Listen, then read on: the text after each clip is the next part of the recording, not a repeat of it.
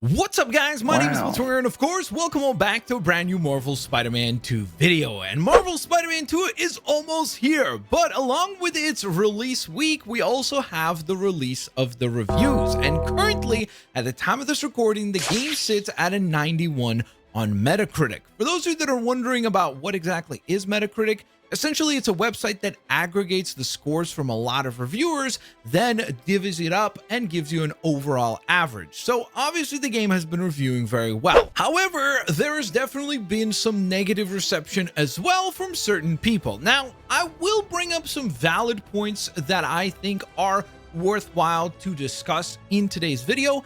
However, I also do think some of the things I've heard are kind of ridiculous. Like, for example, I've heard multiple people mention that I think the game is terrible because they didn't do a Spider-Verse for this game, or I heard people say that somehow the game is bad because you can't run down buildings and can only run up buildings.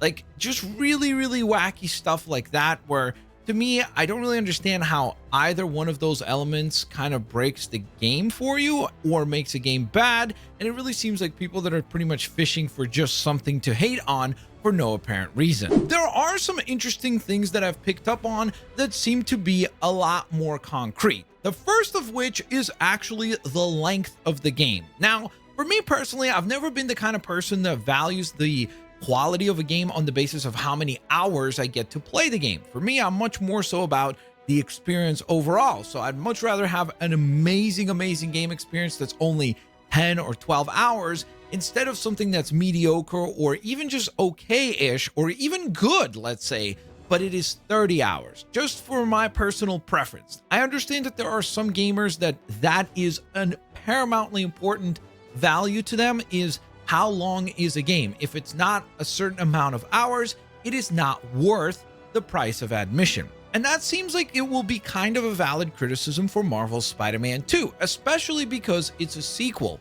I think a lot of times when people think of a main series sequel, yes, we had Miles Morales, but that was almost like a spin-off title. This is kind of the next big entry. I think a lot of times people do expect to get quite a bit more in terms of the content that is there. And it seems like, at least from the vast majority of reviewers, there are about 31 missions in the game.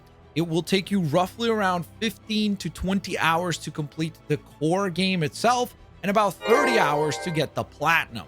And that's pretty much it. In fact, there were multiple people that said, I kind of wish that there was almost more once I got done with the platinum. So it seems like, again, if you're a gamer that really values the amount of hours that you get out of a game, that might actually be a valid concern for you when it comes to Marvel Spider-Man 2. Now, for me personally, again, this is not an issue. I actually kind of am happy that the game is not that insanely long because, like I said, I am at the point where I'd much rather spend 15-20 hours with the game, get a really awesome experience out of it, and then wait for the next one. Or again, I'm a big believer that there's nothing wrong with replaying a game again on a harder difficulty, coming up with an interesting new challenge that you could do, like, hey, I'm not going to use gadgets, or I'm not going to use symbiote abilities, or just come up with interesting new methods to add replayability to the title. And so although that issue is not that major for someone like myself, the next thing is actually something that I am very much concerned about, and that is the lack of significance for Kraven. It really seems like the vast majority of reviews that I've read pretty much point out that Kraven is almost a placeholder villain. He's not particularly interesting. He's just kind of there to be someone that you get to go up against until the true villain shows up, and that would be Venom. And I know that you could probably say, well, isn't that kind of what Mr. Negative was in the first game? And I would say kind of in terms of mechanically speaking, but if you go back and you play that first game, you'll see that he got a lot of character development. He was very important to the story, so much so that he's a recurring and returning character in Marvel's Spider-Man 2. So I really was hopeful that Kraven would get a very similar treatment. I have no problem if Venom is the big bad. I'm a huge fan of Venom, so I'll be stoked to see him take center stage. But I am very hopeful that Kraven is not an insignificant part of the story. I am very hopeful that there is more to Kraven's motivation outside of just, hey, he showed up to New York because he's got this great hunt idea, which from the vast majority of reviewers that I've read and watched, it seems like that's pretty much all that he's going to be there to do. And that is just to kind of do this great hunt. And there's not a whole lot more substance to to his character. My final hunt. But one thing I'm certain of is that there is definitely substance to your guys' character, because of course you guys will take a quick moment to hit the thumbs up button in today's video. Thank you guys so very much for your support. And then last but certainly not least, the one final criticism that seemed to be kind of prevalent, especially with the reviewers that gave the game a little bit of a lower score, was the lack of density to the world itself. Now, for those of you that don't know, Marvel Spider-Man 2's map is about twice the size of Marvel Spider-Man and Marvel Spider-Man Miles Morales, so it's been enlarged quite a bit with all the new boroughs that they're adding. However, with those additions, a lot of the reviewers seem to point out that it felt like there wasn't quite enough stuff going on the map itself to warrant such a large open world, meaning that they probably wanted some more tasks, some more things to do, some more activities to participate in order for the world to feel denser.